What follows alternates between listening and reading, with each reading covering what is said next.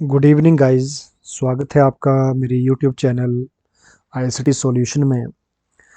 दोस्तों, आज हम करने जा रहे हैं discuss diagram of computer system, block diagram of computer system.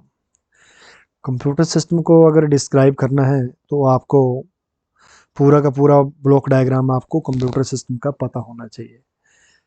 तो ब्लॉक डायग्राम आप अगर आपको पता होगा तो आपको ये भी पता होना चाहिए कि किस तरह से हमारा कंप्यूटर सिस्टम काम करता है और किस तरह से कंप्यूटर सिस्टम की कार्यप्रणाली होती है।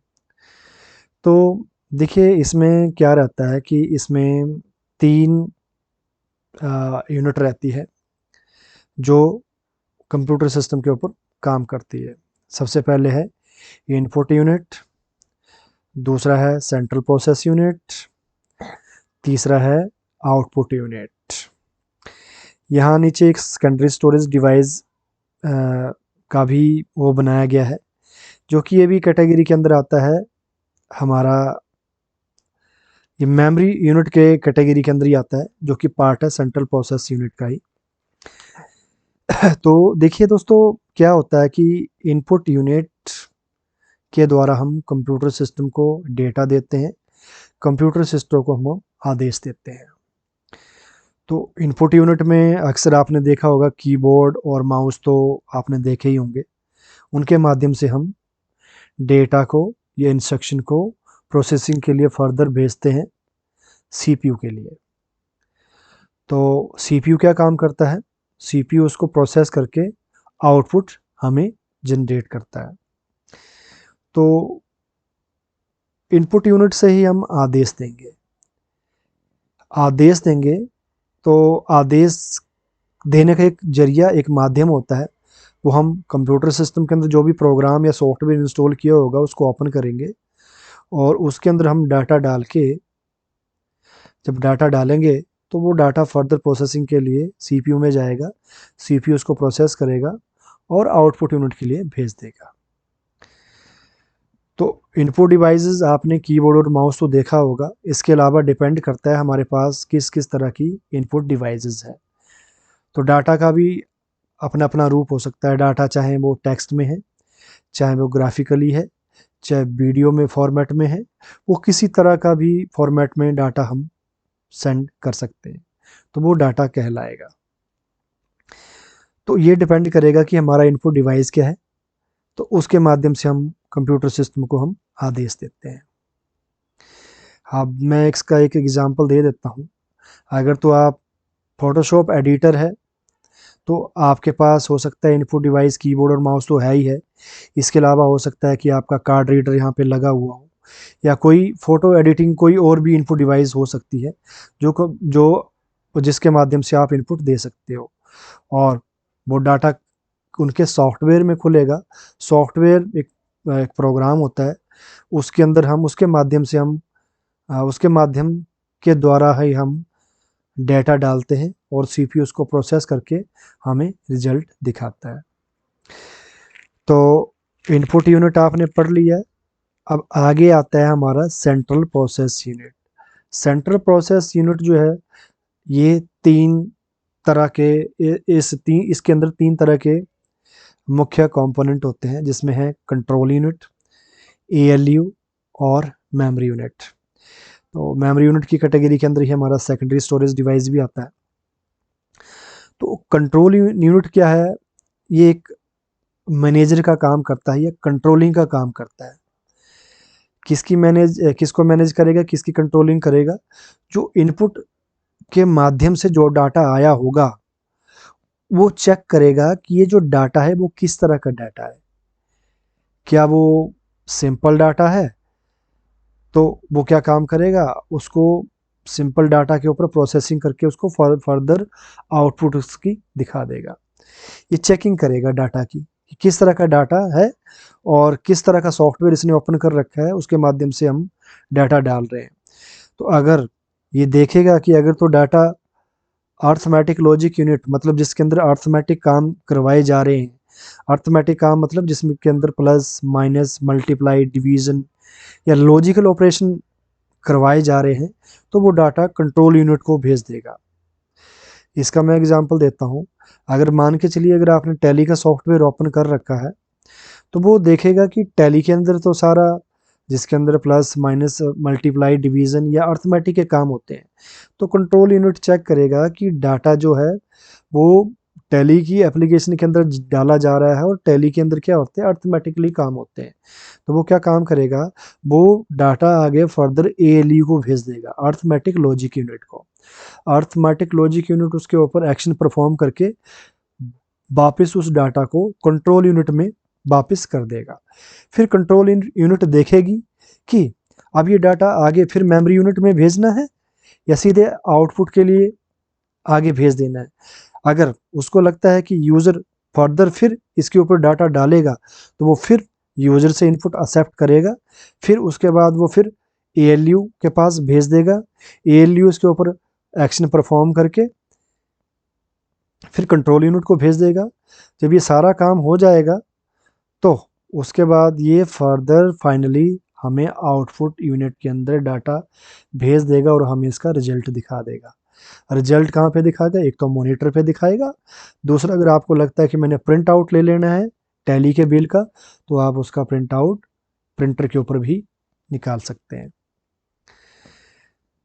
तो मेरा सिंपल कहने का मतलब ये है कि कंट्रोल यूनिट जो है एक मैनेजर का काम कर रहा है। जो भी इनपुट डिवाइसेस के द्वारा डाटा आ रहा है प्रोसेसिंग के लिए, वो प्रोसेसिंग करने से पहले कंट्रोल यूनिट जो सीपीयू का जो मुख्यतः 3 कंपोनेंट है, कंट्रोल यूनिट, एएलयू और एमयू, वो कंट्रोल यूनिट ये चेक कर रही है कि डाटा किस तरह का आ रहा है, और अगर तो डाटा के अंदर अर्थमेटिकल लॉजिकल ऑपरेशन नहीं होने हैं तो वो सीधा मेमोरी यूनिट में जाएगा, उसके ऊपर उसको चेक करेगा, फिर वो मेमोरी यूनिट कंट्रोल यूनिट को वापस करेगा।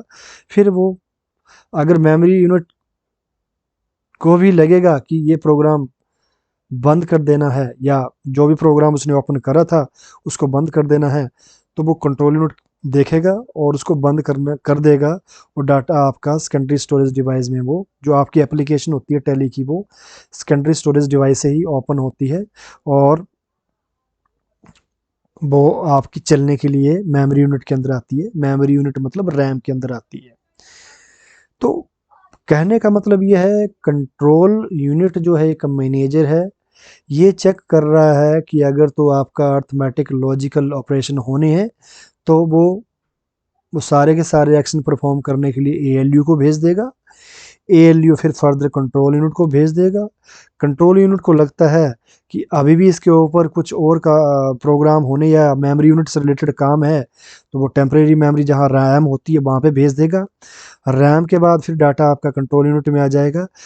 तो कंट्रोल यूनिट ही ये डिसाइड करेगी कि अब अगला एक्शन क्या परफॉर्म करना है। अगर उसको लगता है कि फाइनल प्रोग्राम को या रिजल्ट को दिखा देना चाहिए तो वो सीधा आपका आउटपुट यूनिट के अंदर हमारा डाटा को भेज देगा और हमें रिजल्ट प्राप्त हो जाएगा। यहाँ पे देखिए एक 2 तरह के एरो लगाए गए हैं, फ्लो ऑफ डेटा और फ्लो ऑफ इंस्ट्रक्शन। ये जो एरो है ये डेटा के लिए है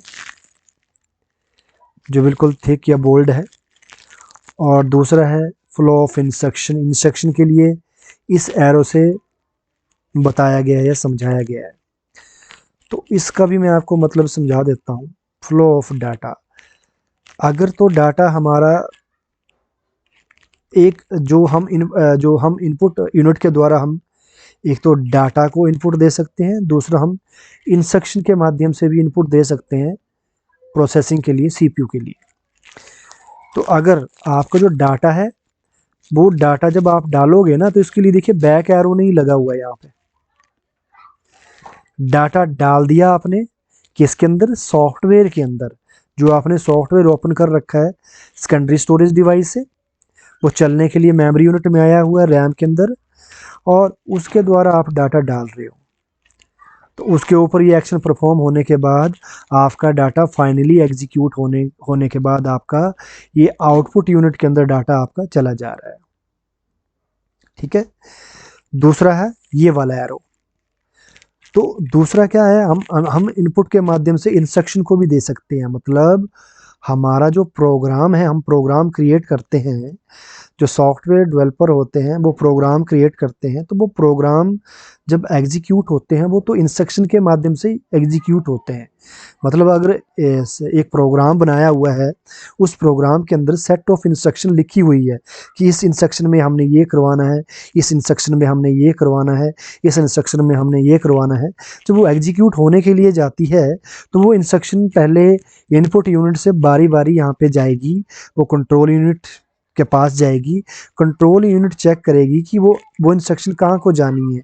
अगर तो वो ऑटोमेटिकली लॉजिकली है तो वो एएलयू के अंदर जाएगी।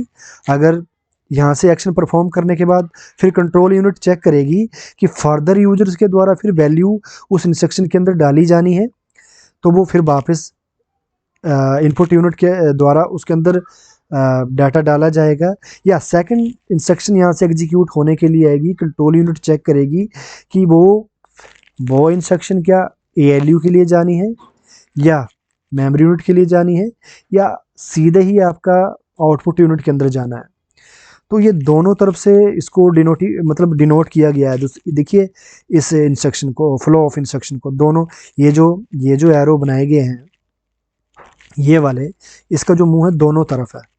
इसका मतलब ये हो सकता है कि एएलयू से वापस आई कंट्रोल यूनिट के अंदर, कंट्रोल यूनिट से वापस हो सकती है इनपुट यूनिट के अंदर आ जाए, या फिर सीधा कंट्रोल यूनिट सीधे एग्जीक्यूट करवा दे। तो इसी तरह ये कार्यक्रम चला रहता है अगर तो आपकी इंस्ट्रक्शन के माध्यम से आप डेटा दे रहे हो। तो हमारा जो इनपुट यूनिट के अंदर जब डाटा आप डालते हैं तो डाटा को क्या होता है कि उसका बाइनरी कोड बनता है। जो भी डाटा डाला आपने उसका वो सीपीयू उसको बाइनरी में समझेगा और उसको एग्जीक्यूट करवा देगा अगर तो आपका सिंपल डाटा है। तो ऐसा भी बोल सकते हैं कि इनपुट के माध्यम से हमने डाटा डाला, कंट्रोल यूनिट चेक करेगी कि वो एएलयू को भेजना है, तो एएलयू उसको परफॉर्म करवा के फिर फर्दर कंट्रोल यूनिट को भेजेगा और कंट्रोल यूनिट सीधे आगे भेज देगा आउटपुट यूनिट को। या कंट्रोल यूनिट ये डिसाइड करेगा कि क्या इसी डाटा के ऊपर कुछ फर्दर और ऑपरेशन करने हैं या एक्शन करने हैं, तो वो मेमोरी यूनिट के अंदर जाएगा। मेमोरी यूनिट के द्वारा भी वो आगे फर्दर सेकेंडरी स्टोरेज डिवाइस जहाँ पे हमारा परमानेंट डाटा जाता है वहाँ पे भी डाटा स्टोर हो सकता है। तो वहाँ पे जाने के बाद भी फर्दर कंट्रोल यूनिट चेक करने के बाद उसको आउटपुट यूनिट में उसको कन्वर्ट कर देगी। तो इस तरह से आप इसको समझ सकते हैं। थोड़ा सा इसको इजी बनाने के लिए मैं क्या करता हूँ, एक एग्जांपल समझा देता हूँ। देखिए इसी ब्लॉक डायग्राम को आप इस तरीके से समझिए। तो देखिए हमारा जो इनपुट यूनिट है वो ये है, कीबोर्ड और माउस। इनके द्वारा ही ये जो कैटेगरी के अंदर आता है वो इनपुट यूनिट की कैटेगरी के अंदर आता है। और दूसरा है ये सीपीयू, सेंट्रल प्रोसेसिंग यूनिट, और तीसरा है आउटपुट यूनिट। तो इनपुट यूनिट के द्वारा हम डाटा को एंटर करते हैं। अब डाटा एंटर ऐसे नहीं कर देंगे हम, कंप्यूटर को डाटा डाल दिया ऐसे ऐसे ऐसे रख दिया कुछ डाटा। तो जब भी डाटा डालते हैं तो हमारे पास एक कोई प्रोग्राम या सॉफ्टवेयर होता है, उसके द्वारा हम डाटा को डालते हैं।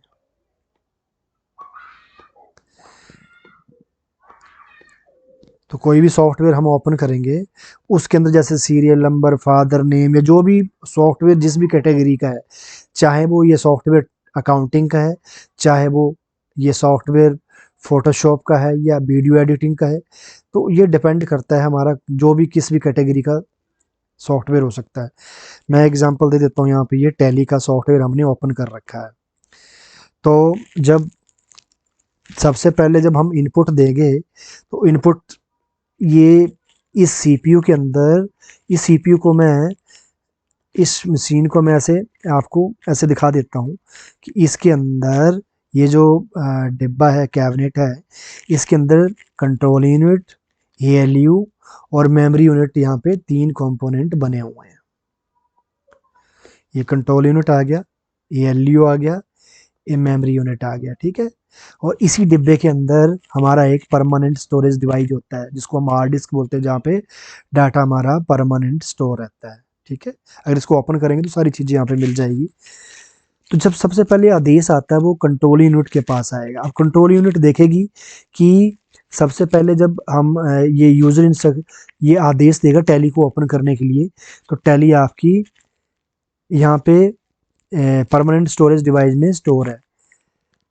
तो सबसे पहले क्या काम करेगा, ये जो कंट्रोल यूनिट है उसको लग गया पता कि यूजर ने टैली को ओपन करने को कहा है, तो वो टैली ओपन करने के लिए वो सेकेंडरी स्टोरेज डिवाइस में जाएगा और उसको लेके आएगा वो आपका मेमोरी यूनिट के अंदर। रैम में डाटा आ गया, फिर जब ये रैम में खुल जाएगा तो यहाँ से आप डाटा डालोगे इधर। तो डाटा डालने के बाद ये फिर ALU चेक करेगा कि ये जो डाटा डल रहा है इसके ऊपर प्रोसेसिंग होनी है। मतलब मान के चलिए इस टैली के अंदर आपने कुछ परचेज आइटम के रेट भर दिए, जब इस रेट को आप प्लस करोगे तो प्लस होने के लिए ये क्या करेगा, ALU इसको प्रोसेसिंग के लिए आपको ये भेज देगा ALU के अंदर, क्योंकि ALU ही ऐसा सॉफ्टवेयर है जो अर्थमेटिकली और लॉजिकली ऑपरेशन करवाता है। अर्थमेटिक में आपका आ जाता है प्लस माइनस डिवीजन। तो टैली के अंदर तो सारे अकाउंटिंग या उसके प्लस माइनस डिवीजन इत्यादि के काम होते हैं। तो वो सारा ALU उसके ऊपर एक्शन परफॉर्म करने के बाद, इनको प्लस करने के बाद फिर वो कंट्रोल यूनिट को भेज देगा। कंट्रोल यूनिट डिसाइड करेगी कि ये जो है यूज़र ने पूरा बिल बना दिया है। अगर तो कुछ और आइटम भरनी होगी तो वो फिर वो मेमोरी यूज़र से इनपुट प्राप्त करने के बाद फिर वो ALU के पास भेज देगी। ALU एक्शन परफॉर्म करने के बाद फिर कंट्रोल यूनिट को भेज देगा। अब कंट्रोल यूनिट को लग गया पता कि यूज़र ने फाइनल प्रिंट कमांड या सेव कमांड दे दी है, तो वो फाइनल एग्जीक्यूट करवाने के लिए ये कमांड आपकी आउटपुट यूनिट में आ जाएगी, जो कि आपका आउटपुट यूनिट आपका मॉनिटर है। ये हो सकता है आउटपुट यूनिट में आपका यहाँ पे प्रिंटर भी लगा हो। जब आप प्रिंट की कमांड दोगे तो आपका प्रिंट जो है आउटपुट के लिए आ जाएगा और आपको रिजल्ट प्राप्त हो जाएगा। तो ये एक मैंने सिंपल सा तरीका बताया है आपको कि ये हमारा इनपुट यूनिट कैसे काम करता है, ये हमारा प्रोसेसिंग यूनिट कैसे इसको प्रोसेस करने के बाद आउटपुट यूनिट के अंदर भेज देता है। तो इसी तरह ये हमारा सारा काम होता है और इसी तरह ये कंप्यूटर सिस्टम हमारा वर्क करता है। तो दोस्तों अगर वीडियो पसंद आया होगा तो आप इसको लाइक करें, और अगर आप टेक्निकल वीडियो देखना चाहते हो तो इस चैनल को ज़रूर सब्सक्राइब कर लें। थैंक यू दोस्तों, धन्यवाद।